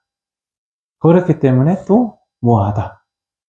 내가 받는 느낌도 시시각각 바뀌고 거기에서 오는 느낌을 내가 너무나도 진짜라고 믿고 있기 때문에 그걸 가지고서 계속해서 괴로워하고 내일도 괴로울 것 같고 이렇게 스스로가 만들어내는 어떤 그런 감정이다. 상도 마찬가지죠. 어떤 나의 개념화, 내가 저렇게 정의 내리고 개념화 시키는 거, 생각 이런 것들이 있죠. 이런 것도 마찬가지로 무하다. 즉 결국에는 내가 내 생각에 빠져서 내 경험에 빠져서 그것을 만들어낸 나만의 생각이다. 그렇게 그거 자체가 괴롭다는 게 아니에요. 그걸 내려놓고라는 게 아니야. 그걸 버리라고 하는 게 아니에요. 참고로 이런 생각을 버리라는 게 아니고 내가 받는 느낌을 버리라고 하는 게 행복은 행복대로 괴로우면 괴로움대로 당연히 받아가야지. 근데 그것은 있는 그대로 수용을 하는 거죠. 여기서 얘기하는 것은, 금강경에서 얘기하는 것은 그거예요. 있는 그대로 하라. 있는 그대로 보라고, 그것을 가지고 이름 붙이지 말고, 상을 짓지 말고, 있는 그대로 수용하라가 그런 얘기지, 그 행복하지 말, 그것도 내려놔라, 뭐 다 내려놔라 얘기 아니에요. 그때그때 시시각각 인간이기 때문에 우리는, 내가 주체가 돼서 살아간다고 얘기를 했죠. 그거에서, 중도의 길을 걸으라고 얘기를 하는 겁니다. 한쪽으로 치우친 생각을 갖지 말아라. 너가 틀렸고 내가 맞았다는 생각을 갖지 말아라. 이런 걸 얘기하는 거예요. 그렇기 때문에 그런 한쪽으로 치우면 그건 곧 착이다. 네. 양극단의 한쪽으로 가면 그 순간 착이다. 그게 괴로움이 됐든 행복이 됐든. 이해되시죠? 그러니까 그래서 결국에는 방법을 내어주신 것이 중도의 방법을 내어준 거고, 그 중도의 길에는 여러 가지가 있는 거죠. 이렇게 해서 이제 상도 마찬가지로 그런 식으로 가져가는 거. 그것도 무하다. 내가 생각하는 거, 내가 맺힌 거, 내가 맞다고 생각하는 것 자체가, 그렇게 하는 것 자체가 문제가 있다. 그렇기 때문에, 그리고 또 무상하니까, 계속 변하니까, 지금 생각, 내일 생각, 이렇게 변화가니까, 그것에 대해서 개념 자체가 계속 바뀌어가니까, 내가 바뀌고, 상대방 바뀌고, 이렇게 바뀌어가니까, 그것에 대해서도 무하다. 내가 먼저 있어요. 사람이 먼저다. 예를 들어서, 생각이 있고, 상이 있고, 사람이 있어요. 그러면 이제, 사람이 먼저면은, 당연히, 무아가 성립이 안 될 수도 있겠죠. 그렇죠? 사람이 먼저면 무아가 성립이 안 될 수도 있겠죠. 근데 무엇을 가지고 나를 판단을 하지? 내가 내 인연으로 떠오르는 나의 상이나 느낌을 가지고선 나를 판단을 하죠. 상대방도 마찬가지로. 좋고 나쁨을 먼저 있고, 좋고 나쁜 게 있고, 그 다음에 내가 있죠. 그러니까 내가 먼저가 아니다. 그냥 먼저 나오는 환영으로 인해서 내가 있다고 이렇게 착각한다. 이런 거예요. 그렇기 때문에 생각이 있고 느낌이 있고 행동이 있기 때문에 내가 어떤 사람이 되는 거고. 근데 이 행동이 결국엔 무상하고 시시각각 바뀌고 좋은 사람이 될 수 있고 나쁜 사람이 될 수 있고 좋은 것이 될 수도 있고 나쁜 것이 될 수도 있고 좋은 느낌이 될 수 있고 나쁜 느낌이 될 수 있으니까 그때마다 내가 고정되어 있지 않다. 내가 먼저 딱 이렇게 날아가는 게 아니라 이 느낌이나 행동이나 이러한 것으로 인해서 내가 판단이 되니까 무아라고 하는 거예요. 또 색수상행식 각각의 느낌, 이 색수상행식 각각 이제 세분화시켜서 그것이 무아라고 하는 거지. 내가 진짜 없는 게 아니라 색수상행식 이렇게 들여다보니까, 구체적으로 봐보니까 우리는 안이비설신으로 되어 있고 그걸 통해서 느끼는 게 이렇게 있고 너도 나도 다르고 그리고 다 너무나도 다르고 똑같이 있지만 고정되어 있지도 않고 변하고 내가 먼저가 아니라 그런 생각이나 느낌이나 그런 좋고 나쁨이 먼저니까 그게 결국 무하다. 구체적으로 들어가 보니까. 그래서 없다라고 느끼는 거죠. 그래서 내가 나라고 여길 만한 것이 없다. 착각하고 있다. 내가 자꾸 바뀌고 있다. 이 얘기를 하는 겁니다. 행동도 마찬가지죠. 의지나 욕구나 욕심이나 이런 것들도 다 마찬가지. 그걸로 인해서 생겨나는 식도 마찬가지. 식은 이제 분별심, 가장 많이 얘기할 수 있는 게 분별심. 그래서 금강경에 나오죠? 무분별. 분별하지 않는 것. 분별하지 않는 것에 깨달음이 있다. 그래서 그게 이제 식으로서 우리가 가장 많이 하는 것은 분별하는 거죠. 인간이기 때문에 그런 식을 가지고 좋고 나쁜 것을 바로바로 분별한다는 거죠. 순식간에 그런 작용이 일어납니다. 좋은 것을 봤을 때, 맛있는 것을 봤을 때, 그걸 보면 시각적으로 저희가 물질을 보죠. 그 물질 대상 자체를 보고 그것을 느끼죠. 바로 느끼죠. 그 다음에 뭐예요? 받아들이죠. 바로 받아들이죠. 어떻게 받아들여? 오, 맛있겠다. 저건 뭐니까? 뭐예요? 맛있는 거니까. 뭐, 빵이면 빵, 치킨이면 치킨. 자, 바로 개념이 있죠? 네. 그렇게 해서 이제 보죠? 그런 것들을 가지고 저희가 색수 형식을 계속해서 가지고 살아간다는 거죠. 그러면서 이제 행동을 하죠. 먹죠. 먹었는데 맛이 너무 없어. 유통기한도 지났고 막 상한 느낌이야. 그러면 갑자기 개념이 바뀌어버려요. 수부터 거꾸로 가가지고 탁탁탁 바뀌어요. 그래서 개념이 완전히 바뀌어버리죠 또. 네. 그렇기 때문에 거기에서 또 진리가 있는 거예요. 그런 것들도 개념이 자꾸 바뀌니까. 이런 것처럼 내가 유기적으로 어떤 대상에 의해서 나라고 하는 게 자꾸 바뀐다. 나라고 하는 실체 고정되어 있는 것이 없다. 상대방도 마찬가지죠. 다른 것도 마찬가지죠. 그렇기 때문에 그거에 대한 법이 없다. 그거에 대한 행함이 없다. 그렇게 얘기를 하는 거죠. 그걸 가지고 뭐하라고도 하고 금강경에서는 상을 내려놔라고도 하고 자꾸 그렇게 얘기를 하는 겁니다. 금강경 18장 보시면은 제목만 봐도 이제 저희가 어떤 것을 배웠는지 알 수가 있을 거예요. 제 18장 보면은 일체 동관분이라고 돼 있죠. 일체 동관분이다. 일체 우리가 관찰해야 되는 대상은 똑같다. 둘이 아니다. 이런 얘기입니다. 우리가 보는 것을 둘로 나눠서 보지 말고 시시비비나 좋고 나쁨이나 그런 것들로 나눠서 보지 말고 분별하지 말아라. 이런 느낌으로써 여기 제목이 분별 없이 관찰한다. 이렇게 돼 있죠. 그래서 이제 내용 같은 것들을 보면 유관이 있는가, 뭐 천안이 있는가, 해안이 있는가, 법안이 있는가 이렇게 되어 있어요. 이것을 뭐 굳이 세세하게 알 필요는 없지만 그러니까 쉽게 말해서 우리가 보는 눈이 그냥 유관이라고 하는 것은 기본적인 인간의 능력, 기능이죠. 유관이 있고 그 다음에 천안이 있고 그 다음에 해안이 있고 이게 뭔가 사물을 볼 때 그 사물 대상만 보는 게 아니라 그 안에를 어떤 것인지 잘 분석할 수 있거나 이걸 통해서 어떤 것들로 구조가 되어 있는지 이게 무엇인지 분석할 수 있고 어떤 식으로 형성이 되어 있는지 보는 거죠. 그래서 그 해안이라고 하는 것은 그거에 내가 얽히지 않는 거죠. 그렇게 볼 수는 있어. 내가 그걸 가지고 좋다, 뭐 나쁘다, 뭐 아니면 저것은 어떻게 만들어졌다 이런 것들을 인식을 할 수 있는데 보살님들 그걸 가지고 집착하고 뭐 하는 것 때문에 문제가 생기잖아요. 그런 걸 때문에 번뇌가 생기잖아요. 내가 나의 상을 가지고 그걸 판단할 때 번뇌가 생기거든요. 그렇기 때문에 그것을 잊어버린 상태, 그것을 내려놓은 상태가 해안이라는 얘기예요. 그런 눈이 있느냐? 해안은 그런 뜻입니다. 그리고 이제 법안이라고 하는 것은 완전 이제 법의 진리에 대한 부분에서 우리가 배운 것을 토대로 법의 진리를 가지고 볼 수 있는 능력이 있느냐? 불안은 뭐예요? 불안. 부처님의 눈이잖아요. 그죠? 그러면 어때요? 완전 초월해가지고 생로병사 등등 여러 가지 모든 걸 다 초월해서 공한 상태다.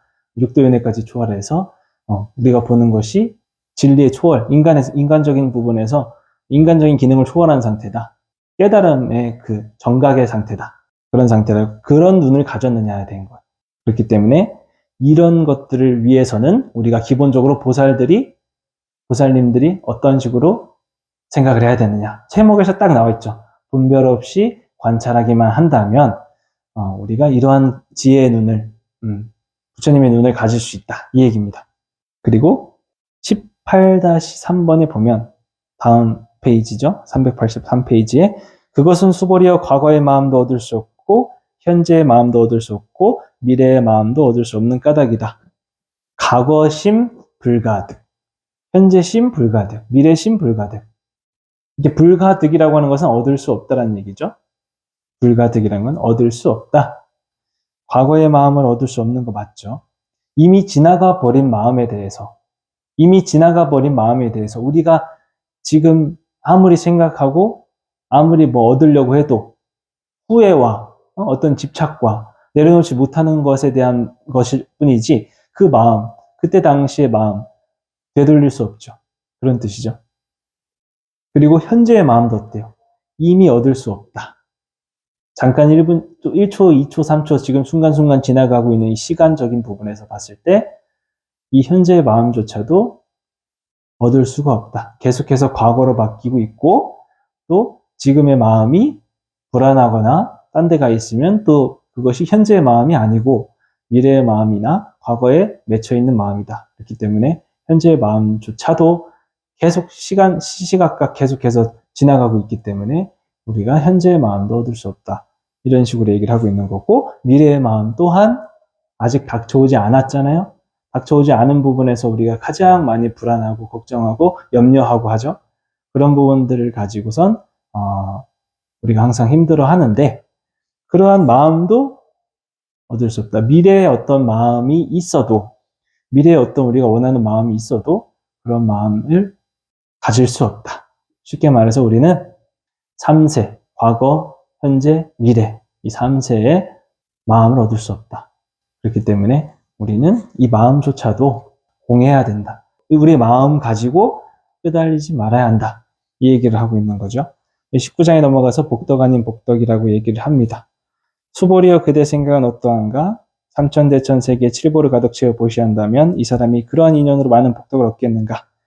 기억이 나죠? 우리가 보시를 해야만 얻을 수가 있다. 어떤 걸? 공덕과 가피를. 주는 게 있어야 된다.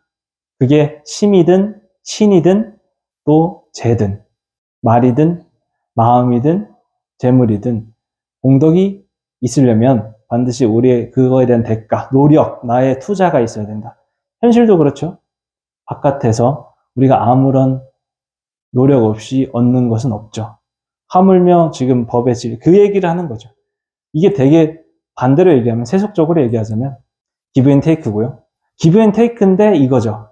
저희 무위법, 우리 불자들은 기부할 때, 줄 때 거기에서 뭔가 분별하거나 유의, 뭔가 거기에 이제 집착하거나 이러면 안 된다. 무의, 거기에서 집착이 없이 내가 줄 때 행복하게 즐겁게 주고 뭔가 받으려고 하지 않는 그런 마음을 가져야 한다.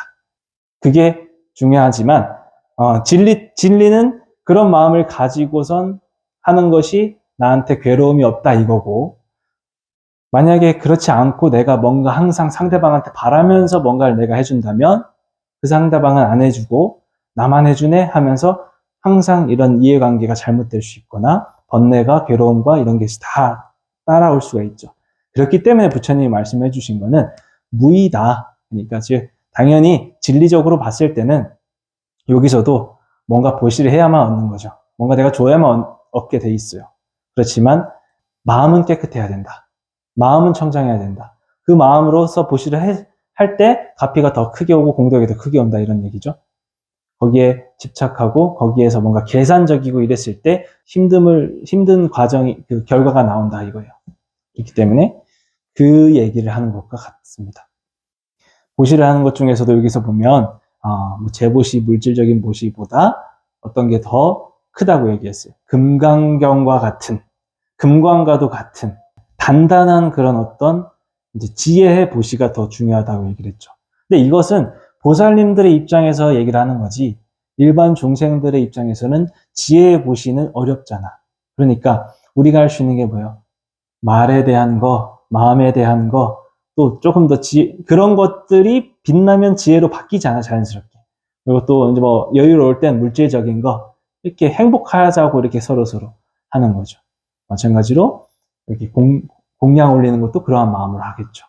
부처님 저 좀 잘 되게 해주시고, 제가 앞으로 그런 마음, 깨끗한 마음을 가질 테니까, 이러이러 할 테니까, 소원을 세우죠.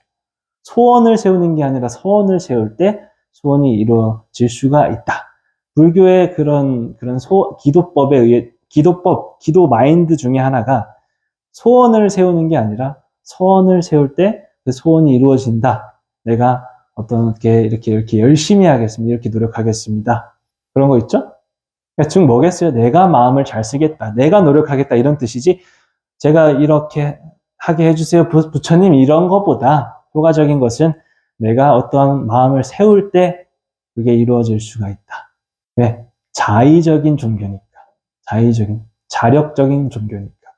타력적인 것보다는 내 마음, 내 안에, 내 내면에서부터 변화를 일으키려고 하는 그런 어떤 사람적인, 인간적인, 중생의 깨달음적인 그런 것들의 종교이기 때문에 그런 식으로 설명이 되는 거예요. 그렇기 때문에 금강경의 가르침 자체가 마음으로 통일이 되고 있는 거고, 다른 사람들을 구제하거나 제도하기 위해서는 어떻게 해야 되느냐라고 하는 아주 최상의 가르침을 얘기를 하고 있는 게 금강경이죠. 보살의 마음, 보살의 마음. 보살님들도 지금 과연 내가 보살의 타이틀을 가지고선 생활해도 되냐? 이렇게 생각을 하지만, 절에 온 순간 존중과 존경, 그런 어떤 이제 존중을 받아야 되는 그런 대상이 되는 거예요. 절에 온 순간. 그쵸? 왜? 내가 깨달으려고 마음을 먹기 때문에. 내가 내 이 마음을 어떻게 변화를 주기 위해서 노력하기 때문에. 일반적인 사람들과 보살의 큰 차이는, 큰 깨달음의 높이가 아니에요. 그 공부의 수준 이런 게 아니에요. 등급의 수준이 아니라. 내가 얼마만큼 깨달을 수 있느냐, 내가 얼마만큼 깨달으려고 노력을 하느냐에 대한 부분이, 그런 자격만 있으면, 깨달으려고 하는 마음만 있으면 이게 보살에 대한 그런 거예요. 그리고 옆 사람 도와줄 수 있는 그런 것들만 있어요. 그렇기 때문에 이제 똑같이 괴롭죠. 보살이라고, 난 왜 이렇게 괴로운데 내가 보살일까, 이게 아니라, 일반 사람들이랑 비교해 봤을 때 똑같이 괴롭고 똑같이 힘들고 똑같이 화도 나는데 생각이 좀 다를 뿐이죠. 학자인 거야, 그냥. 예를 들어서 공부하는 마음인 거야. 그거 자체가 이미 보살인 거예요. 그렇게 해서 똑같이 괴로운데 이 괴로운 것을 가지고 어떻게 내가 깨달을 수 있고 주변 사람들한테 도움을 줄 수 있을까 하는 내용이 이게 보살의 마음이에요. 자, 그 다음에 20장 모습과 특성의 초월이죠. 이것은 상을 떠난 거예요. 상을 초월하다. 신체적 특징을 아예 떠난다. 이것을 무아라고 하죠. 내 신체적 특징을 내려놓으면 어떻게 돼요? 나 안에 있는 자아라고 하는 그 생각과 상과 어떤 고집과 아집과 에고리즘 자체가 이제 좀 이렇게 풀려지죠. 그것을 상을 떠났다고 얘기를 하는데, 이색 이상분이죠. 여기서 얘기하는 것은. 색을 떠났고 상을 떠난 그런 것이다. 그렇기 때문에 상을 떠난 것이 금강경에서는 주요한 내용이고, 우리가 상을 떠난다고 하는 것은 엄청 많았죠. 상이라고 하는 것 자체가. 내가 보는 것과 내가 듣는 것과 해서부터 해서 전부 다 거기서 맺히니까 그런 부분에서 내려놔야 된다. 그렇다는 얘기는 뭐겠어요? 나의 고집을 좀 내려놓는 거. 그것이 상을 떠난 거예요. 그게. 다르다는 것을 인정하는 거. 그리고 21장 보면 설법 아닌 설법, 비설소설분이라고 나오죠. 설법 아닌 설법이 뭐예요? 이제 내가 설법이라고 하는 것이, 내가 설한 것이 법이 아니다. 내가 설한 것이 법이 아니다. 왜요? 내가 설한 것이 왜 법이 아닐까? 내가 지금 말하고 있는, 부처님께서 말씀해 주신 어떤 법들은요, 그 각각의 대상에 따라서도 다르고, 그리고 그 시간에 따라서 달라지고, 가장 큰 건 그거죠.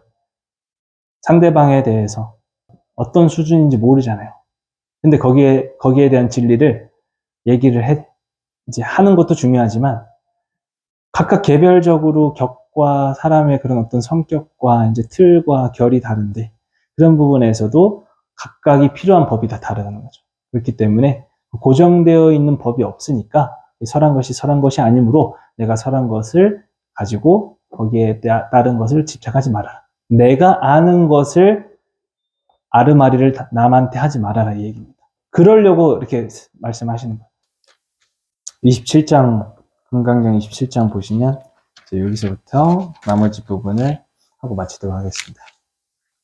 무아임을 알아서 인욕을 성취해야만 그 공덕이 온다고 했어요.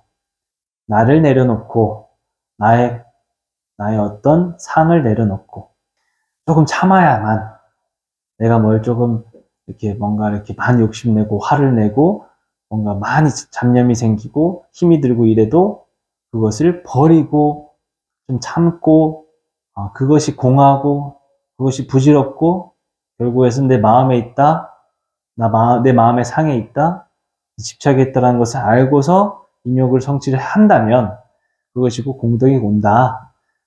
그런데 복덕을 왜 누리지 않느냐고 물어보죠. 내가 얻은 것에 대해서, 내가 설령 나한테 떨어진 복, 설령 나한테 떨어진 어떤 여러 가지 그런 것에 대해서, 좋은 것에 대해서 그것에 집착하지 않는다고 했어요. 혹시 그런 공덕이 오거나 그런 복덕이 나에게 와도 그거에서 벗어난다고 했어요. 그것을 있는 그대로 와서 받아들이고 있는 그대로 보내고 오고 감에 걸림이 없다. 그러니까 그 나에게 어떤 이제 이게 웬 횡재야? 혹은 이게 어떤 무슨 떡이야? 하면서 그것이 왔으면 그거 온 대로. 근데 왔는데 그것에 대해서 딱 내가 집착을 시작을 하거나 그것에 대해서 잃지 않으려고 막 이렇게 발버둥을 친다는 순간 그런 것이 있다면 복덕이 이제 다시 무너지게 되겠죠. 그래서 그 복덕을 애초에 누리지 않는다고 설한 것이다. 탐욕을 내거나 집착하지 않아야 하기 때문에. 그렇기 때문에 안 누린대요. 성자들은, 보살님들은, 보살들은, 부처님, 열애, 깨달은 사람들은, 성현들은 이러한 것을 누리지 않고 그것을 얘기하는 거예요. 간단히 얘기하면 나한테 어떤 좋은 것이 왔는데 그것을 가지고 잃지 않으려고 그 좋은 것을 내가 영원히 갖고 싶어가지고 이것을 너무 누리고 싶으니까 오늘도 누렸으니까 내일도 누려야겠다라고 하는 생각들 계속 누려야겠다라는 생각들을 가지고 있다면 금강경으로 말하면 그 지혜가 발휘되지 않고 굉장히 무명한 것이고 어리석고 결국 그걸로 인해서 화가 나고 복이 달아난다. 그 다음에 이제 오고감이 없는 열애라고 했죠. 무의적, 내가 나의 생각과 나의 어떤 현상과 나의 마음이나 외부에서 오는 어떤 그런 나에 대한 뭐 데미지나 여러 가지가 있을 거예요. 근데 그런 것들을 가지고 이제 오고감이 없다라고 이제 얘기를 하는 거에서 우리가 항상 그것에 대해서 뭐가 이렇게 딱 집착을 하기 시작하지 않아요. 우리가 나에게 발생된 거, 나에게 좀 불편한 거, 나에게 좋은 거, 나에게 좋고 나쁜 거, 저건 좋고 이건 나쁜 거, 이건 내가 불안한 거, 내가 이건 싫으니까 이건 완전히 싫은 거, 내가 이건 좋으니까 이건 또 완전히 얻으려고 하는 거. 그런 것을 가지고 우리가 자꾸 좋은 것을 선택하고 싫은 것을 이제 배제하려고 하는 그러한 기본적인 마음이 우리 육식에는 가지고 있죠. 그런 거, 그러니까 좋은 것만 택하려고 한다. 응? 우리가 이제 시사란 택하려고 한다 얘기를 하죠. 72비를 따지고 좋은 것만 택한다. 안 좋은 것도 있을 수 있고 내가 좀 괴로울 수도 있는 건데 그거에 대한 면역 체계가 너무 약해서 조금만 그래도 머리가 아프고 두통이 오고 몸이 아파지고 우리가 이제 마음의 면역이 너무 약해서 그렇다고 볼 수 있죠. 마음의 면역이 너무 약해서 그런 거니까 이러한 것을 키우기 위해서 단단히 키우기 위해서 금강처럼 키우기 위해서 우리가 계속해서 수행을 하고 우리의 마음을 다스리고 무아의 경지에 이르기 위해서 좋고 나쁜 것을 자꾸 따지려고 하지 않는다. 싫으면 싫은 대로, 좋으면 좋은 대로 그런 것을 가지고 내가 그대로 긍정하게 수용하는 거죠.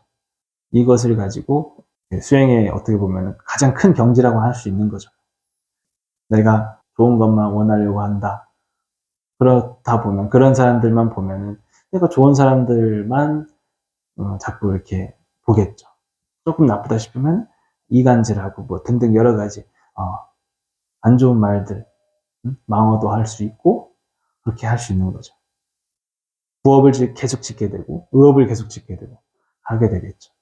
나한테 있어서 좋은 것만 받아들이니까 나쁜 것도 있는 그대로 저럴 수도 있구나 하면서 그걸 소화를 시킬 수 있어야 되는데 그것은 나쁜 것을 받아들이지 못하고 계속 좋은 것만 받아들이니까 나쁜 것에 대한 손님이 찾아오면 이제 그런 어떤 손님이 찾아오면 그대로 이제 소화시키면서 내보낼 수가 없다 이거예요.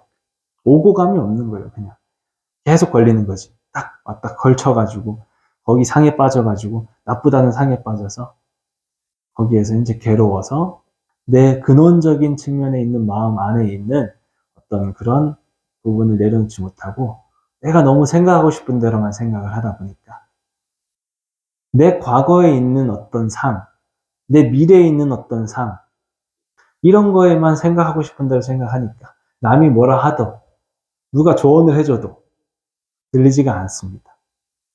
똑같은 법문인데 부처님이 똑같이 2만 명을 놓고 설하신다고 치더라도 왜 내가 설한 것이 아니냐고 하는 이유가 후덜대는 사람이 굉장히 많을 거고 저게 무슨 법이냐 하는 사람이 분명히 있을 거고 반면에 어떤 사람은 그걸 듣고 굉장히 많은 깨달음을 얻고 좋은 어떤 이제 발전, 좋은 방향을 가지고 내 생각에 그 조언을 듣고서 난 너무 감사하다는 느낄 수가 있는 건데 어디 가서 좋은 뭐 얘기를 듣는다고 한들 뭐 내가 그걸 가지고 무조건 다 깨달을 수 있는 건 아니듯이 우리 모든 사람들이 다 똑같지가 않습니다.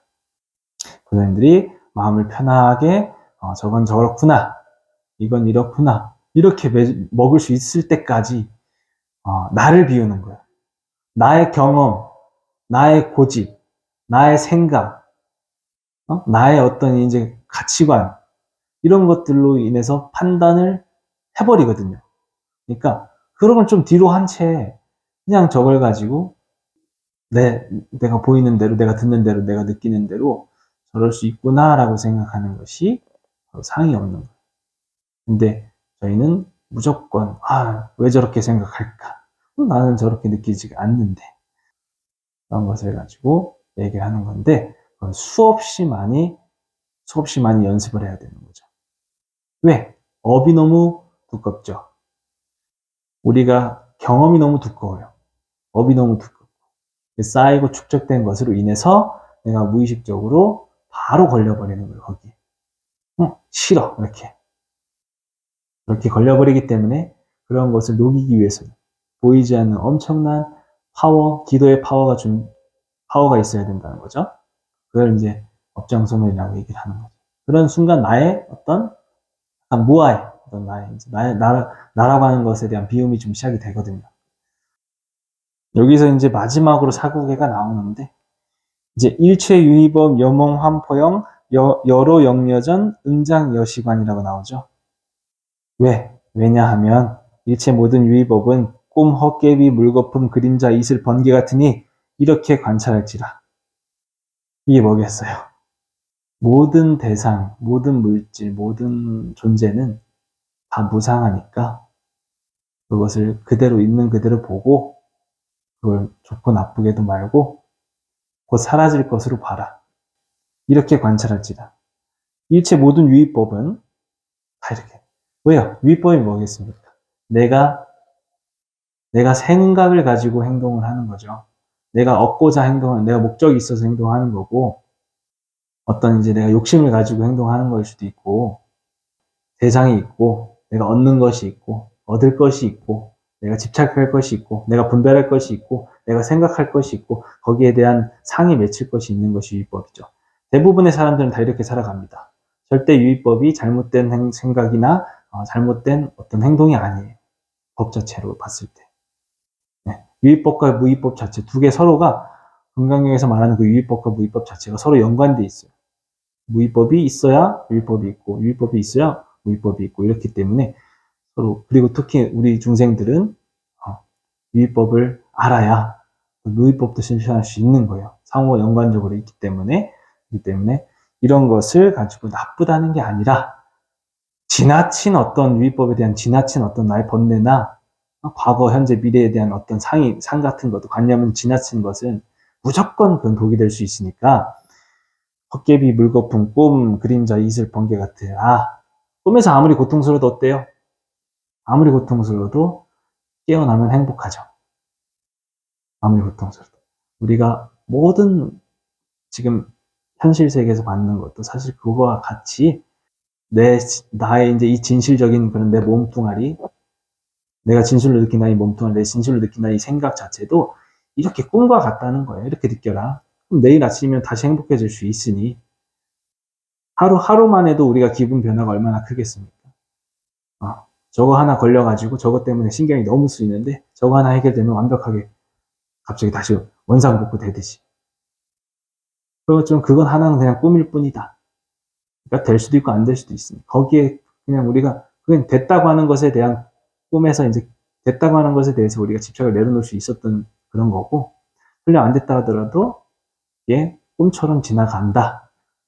그것을 이제 여기 사고계 이런 느낌을 얘기를 하는 거고 그러한 것을 무의적으로 느끼고 받고 지니고 생각을 해야 된다. 우리가 열심히 살아가고 열심히 기도하고 열심히 모든 것들을 하는 행동들, 생각들은 다 유의적으로 하되 그거에서 무의를 발견하고 무의를 느끼고 그렇게 알고 느끼고 알고 이렇게 해야 된다. 아는 거랑 모르는 거랑 다르죠. 이것을 알고 있어야 그 유의 속에서도 그렇게 하는 행동, 그렇게 유의법 속에서도 내가 지혜롭게 이런 것들을 대처하고 여기에 가피를 받고 복을 받을 수 있다. 이 얘기를 하는 겁니다.